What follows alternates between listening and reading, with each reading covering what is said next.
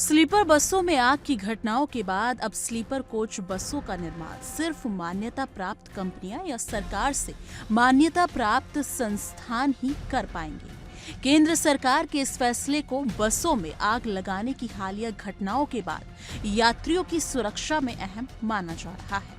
केंद्रीय सड़क और परिवहन मंत्री नितिन गडकरी के बयान के बाद विभाग ने तय किया है कि स्लीपर बसों का बॉडी निर्माण केवल ऑटोमोबाइल कंपनियां या केंद्र द्वारा मान्यता प्राप्त संस्थान ही करेंगे।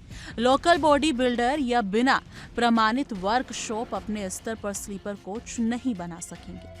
सुरक्षा मानक और अपग्रेड मौजूदा सभी स्लीपर बसों को नए सुरक्षा मानकों के अनुसार अपग्रेड करना अनिवार्य होगा। बसों में fire detection system, emergency exit, hammer emergency lighting और ड्राइवर ड्रोसिनेट्स इंडिकेटर लगाना जरूरी होगा। आइए जान लेते हैं प्रकाश टहलयानी ने क्या कुछ कहा है। अक्टूबर से बाद मतलब 1 नवंबर के बाद 31 अक्टूबर के बाद जो है जो नए AIS कोड है 0052 के अकॉर्डिंग चेंजेस हुए हैं। और उसमें यह है कि जो बस बॉडी का टाइप है वो मैन्युफैक्चरर के द्वारा जो बनाई जाएगी गाड़ी, उनके लिए तो है कि मैन्युफैक्चरर उसका पूरा बॉडी बस कोड के अकॉर्डिंग बनाएगा। लेकिन जब बाहर गाड़ी बनेगी तो उसके लिए उन्होंने ये कर दिया कि वो जो भी बॉडी बिल्डर है उसको ARI से जो है पूना से अप्रूवल होना चाहिए और वो एज़ पर डिज़ाइन जो है वो अप्रूव्ड होगी, तभी वो गाड़ी अपन रजिस्टर्ड करेंगे, नहीं तो रजिस्टर्ड नहीं करेंगे। इसलिए स्टेट में हम कोई भी गाड़ी रजिस्टर्ड नहीं कर रहे हैं उसके बिना, जिसके पास नहीं है। सर, जयपुर और जैसलमेर में स्लीपर बसों में हाँ एनफोर्समेंट की कार्रवाई करी है। जो गाड़ियाँ एज़ पर नॉर्म्स नहीं थी, जिनमें छतों पे कैरियर थे या अंदर जो है लगेज में किसी तरह के सिलेंडर्स या किसी तरह का ऐसा ज्वलनशील पदार्थ पाया गया, उन सभी गाड़ियों को यहाँ सीज किया गया। और उनमें एक और था कि जो इमरजेंसी एग्जिट गेट होता है हर गाड़ी में, बस में वो नहीं था। वो सब गाड़ियों को हमने यहाँ सीज किया और उन गाड़ियों को एक पर्टिकुलर टाइम देकर 7 दिन के अंदर 10 दिन के अंदर रिकॉल किया और उन गाड़ियों को वापस RC तब तक निलंबित रही और उसके बाद वो ठीक करा के आई। उसके बाद उन गाड़ियों को वापस उनके RC बहाल की गई। तो वो करीब करीब जो भी गाड़ियाँ पूरे राजस्थान में जहाँ भी सीज हुई होंगी, जैसे हमारे यहाँ भी करीब 75 गाड़ियाँ ऐसी सीज हुई थी उस दौरान हफ्ते 10 दिन के लिए, उन सभी गाड़ियों का जो है ना ऑल्टरेट करा के ठीक किया था। और बाकी जो गाड़ियाँ ठीक थी उनके कोई ऐसी कार्रवाई नहीं की गई। अभी सर इसमें जैसा कि आपको विदित है, पिछले 10 दिन से 8 दिन से हम लोग जो है मोटा मोटा रोड सेफ्टी से रिलेटेड एक तो समझाइश का जो कार्यक्रम चल रहा है वो वेरियस स्तर पे चल रहा है। जैसे 2 बार हमने 3 बार अभी रैली कर ली, मोटरसाइकिल रैली, साइकिल रैली और बच्चों की एक स्कूल रैली। इन सब में हम लोग ये जो है ज़्यादा से ज़्यादा एक संदेश देना चाहते हैं समाज के सभी वर्गों को कि सुरक्षा में ही सड़क सुरक्षा में ही अपना जो है निहित है। अगर अपन सारी चीज मानकों को मानते हुए चलेंगे रोड पर, अगर हम सारे नियम का पालन करेंगे तो किसी तरह की दुर्घटना नहीं होगी। तो इसी संदर्भ में जो है जो जैसे सीट बेल्ट लगाना, हेलमेट पहनना, स्पीड लिमिट्स से अकॉर्डिंग गाड़ी चलाना, ये सारी चीज़ें, ओवर लोडिंग नहीं करना, ओवर क्राउडिंग नहीं करना, ये सारी चीज़ों के बारे में संदेश दे रहे हैं। और स्कूलों में और कॉलेजेस में वेरियस तरह के निबंध प्रतियोगिता, स्लोगन प्रतियोगिता ये सब कराई जा रही है। इसके अलावा समझाइश के अलावा जो छोटे मोटे चालान्स हैं वो भी किए जा रहे हैं। और सबसे ज़्यादा हमारा जो एम्फेसिस है वो ये है कि लोगों को समझाना। देखिए, जब तक समाज में यह अंदर नीचे डाउन द लाइन नहीं आएगा, जब तक अपने व्यवहार में नहीं आएगा, तब तक ये संभव पॉसिबल नहीं है कि हम कुछ काम कर सकें। तो हमारा ये मानना है कि चालान तो हम पूरे साल करते रहते हैं, ये जो एक पीरियड है पखवाड़ा है, ये हम लोग समझाइश से और लोगों के व्यवहार को सुधारना चाहते हैं। सर इसमें ऐसा है कि अभी ये सर ने जो मंत्री जी ने ये बयान दिया है, इस संदर्भ में मुझे अभी कोई भी नॉलेज नहीं है, क्योंकि यह अभी उनका बयान आया और हो सकता है कि सेंट्रल मोटर व्हीकल रूल्स में अमेंडमेंट किया जाएगा। और ये किस तरह का अमेंडमेंट होगा ये अभी हमको भी ज्ञात नहीं है, क्योंकि ये तो पार्लियामेंट में पास ऑन होगा या जो भी होगा नियम बनेगा, क्योंकि वहीं पास होके ही बनता है। तो ये सारी चीज़ें अभी मतलब एक तरह से माननीय मंत्री महोदय द्वारा जो बोला गया है, हो सकता है इसके लिए ड्राफ्ट रूल्स बन रहे हों, लेकिन अभी वर्तमान में तो ऐसा नहीं है। जो भी नियम आएंगे वो हम पालना करेंगे भविष्य में। सरकार के इस फैसले के पीछे पिछले 6 महीने में देश के स्लीपर कोच बसों में आग की 6 बड़ी घटनाएं हुई हैं, जिसमें 145 से अधिक लोगों की जानें जा चुकी हैं। अकेले जयपुर और बाड़मेर में आग हादसे में 2 दर्जन यात्री जलने से मारे जा चुके हैं। जांच में सामने आया है कि कई बसों में ज्वलनशील सामग्री, संक्रिया, बंद इमरजेंसी निकास और सुरक्षा उपकरणों की कमी थी। राजस्थान और जैसलमेर का संदर्भ जैसलमेर सहित कई जगहों की आग की घटनाओं के बाद सड़क परिवहन मंत्री नितिन गडकरी ने सख्त कदमों की घोषणा की है। हमारे जयपुर संवाददाता देवेंद्र सिंह ने प्राइवेट और सरकारी दोनों बसों में यात्रियों के सुरक्षा मानकों का जायजा लिया है।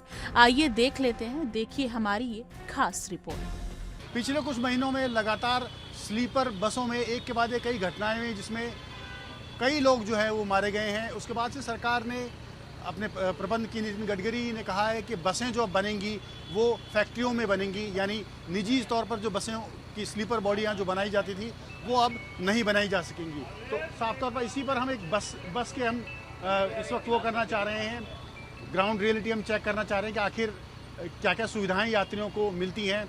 ये जो बस है ये जयपुर से दिल्ली जाती है बस, और इसमें तकरीबन जो 50 से ज़्यादा 100 के आसपास स्लीपर हैं। 50 के आसपास जो है वो स्लीपर, और बैठने की जो कैपेसिटी वो है 40 की कैपेसिटी है। तो 40 की कैपेसिटी इसमें है। इस वक्त सुबह का वक्त जो है वो भीड़ लगभग कम रहती है, रात के वक्त ज़्यादा रहती है। हमारे साथ इस बस के जो संचालक हैं वो भी मौजूद हैं। उनसे बात करते हैं कि यात्रियों को वो क्या क्या सुविधाएं आप देते हैं। आपका नाम बताएंगे? नाम सर बलवान नाम है मेरा। आप ये बस कहाँ से कहाँ चलती है? बस सर ये दिल्ली से जयपुर। और कितनी कैपेसिटी है? सर 24 स्लीपर है, 17 सीट है। क्या क्या सुविधाएं आप यात्रियों को देते हैं? सर पानी की बोतल है, ब्लैंकेट है, पिल्लो कवर है, इमरजेंसी गेट है, हैमर लगे हुए हैं, आप चेक कर सकते हो सर। और कितना किराया लेते हैं अपन? सर नॉर्मल 300 रुपये सीट है। रोडवेज कितना लेती है? 328 लगता है। आप कम लेते हो? हाँ जी सर। तो ज़्यादातर लोग प्राइवेट में जाना क्यों पसंद करते हैं स्लीपर में? सर वो तो उनको सुविधा मिलती है, आरामदायक मिलता है, इसलिए स्लीपर में जाना पसंद करते हैं। तो साफ तौर पर सुविधाएं ज़्यादा मिलती हैं। आइए बस के अंदर भी एक बार चेक कर लेते हैं कि क्या क्या सुविधाएं इनको उपलब्ध कराई गई हैं। ये बैठने की सीट है, यहाँ पे बैठने की सुविधा है। ये पाँव में रेस्ट जो देने के लिए भी एक सुविधा जो है ये इन्होंने उपलब्ध कराई गई है। अगर स्लीपर की बात करें तो ये पिलो यहाँ पे दिया गया है, ब्लैंकेट यहाँ पे दिया गया है। 2 लोग आराम से, यहाँ पे हैमर है, अगर कोई इमरजेंसी आती है तो हैमर का इस्तेमाल भी ये करने की बात, चार्जिंग पॉइंट जो है वो भी देने की बात कही है।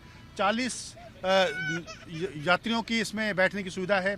आप क्या बात करना चाहेंगे कि किस तरह की सुविधाएं आप बात करना चाहेंगे? जी, आप अपना नाम बताइए। मनोज जी, कहाँ से कहाँ जा रहे हैं? मैं अभी जयपुर से दिल्ली जा रहा हूँ। मनोज जी, इस तरह की बसों में आप ट्रैवल करते हैं अक्सर? हाँ बिल्कुल। क्या क्या सुविधाएं और दिक्कतों का सामना करना पड़ता है आपको? सुविधाएं तो ठीक है, स्लीपर बसों में लेग स्पेस काफ़ी अच्छा मिल जाता है, और ब्लैंकेट, पिलो, ये सब सारी सुविधाएं मिल जाती है। और इस बस के मैं देखा प्राइस भी रीजनेबल है। अभी जस्ट मैंने इमीडिएटली बुक किया, प्राइस भी काफ़ी रीजनेबल है। ठीक है, तो अच्छा है, फैसिलिटीज़ अच्छे हैं। सरकारी बसें क्यों नहीं प्रेफर करते आप? ठंड में कौन मरेगा सरकारी बस में? सुविधाएं नहीं होती? नहीं, 200 रुपये फालतू दे के कम से कम सुकून से जा सकते हैं ना। जो पिछले कुछ समय से जो हादसे हुए हैं लगातार, क्या उन हादसों को लेकर आपके मन में आशंका आती है कि भाई? बिल्कुल आता है। क्या फॉग में रैश ड्राइविंग करने से रिस्क तो रहता ही है, और हर कोई रिस्क फील करता है। ट्रेन से प्रीफर करता है कि ट्रेन से जाना चाहिए, बट ट्रेन में सीट अवेलेबल इमीडिएट होता नहीं है, तो जाना मजबूरी है। तो ड्राइविंग केयरफुल होना चाहिए, और मौसम अभी ठंड का चल रहा है, फॉग है, तो पूरा ध्यान रखना चाहिए इसका। क्या आपको लगता है बस निजी बसों में जो प्राइवेट स्लीपर्स हैं उनमें सुरक्षा के पूरे मानक रखे जाते हैं? हाँ, मैंने अभी तक जो भी देखा, यहाँ पे जयपुर से जो है स्लीपर बसें हैं, काफ़ी अच्छी इनमें फैसिलिटीज़ हैं। तो ये यात्रियों से एक बात हमने की। बस की सुविधाओं के बारे में जो प्राइवेट स्लीपर्स हैं उनके बारे में हम बता रहे थे। हालांकि कई खामियां भी हो सकती हैं, लेकिन सबसे बड़ी जो ज़रूरत पड़ती है वो इमरजेंसी गेट की पड़ती है। अगर जो दिल्ली जो अजमेर रोड पे जो घटना हुई थी, जैसलमेर में जो घटना हुई, उसमें अचानक बस में आग लग गई थी और आग लगने के बाद कुछ ही सेकंड का वक्त, कुछ ही मिनटों का वक्त मिला था। अगर ऐसी सिचुएशन कहीं होती है तो उसके बाद इमरजेंसी गेट जो है वो अनिवार्य कर दिए गए थे। आप बताइए किस तरह का इमरजेंसी गेट खोलने की जरूरत पड़ेगी, अगर कैसे खोलेगा ये? तो आप देख सकते हैं कि ये इमरजेंसी गेट जो है वो पीछे अभी रिसेंटली इन घटनाओं के बाद जो है वो शुरू किया गया है। इसके साथ साथ में हर एक जगह पे हैमर भी बंद कर दीजिए। अब हैमर जो है हैमर भी जो है वो इस्तेमाल वो दिए गए हैं ताकि उनको जो हैमर इधर आप देख सकते हैं, हैमर जो है वो दिए गए ताकि अगर यात्रियों को दिक्कत हो तो शीशा तोड़कर भी वो बाहर आ सकते हैं। जी, एक और इमरजेंसी गेट ये बता रहे हैं कि इमरजेंसी गेट एक यहाँ भी है जो जिसको खोलने की जो ज़रूरत है वो महसूस कई बार की जाए तो किया जा सकता है। तो ये एक कुछ बसें जो है वो वाकई में सुविधाएं जो है उपलब्ध करा रही हैं।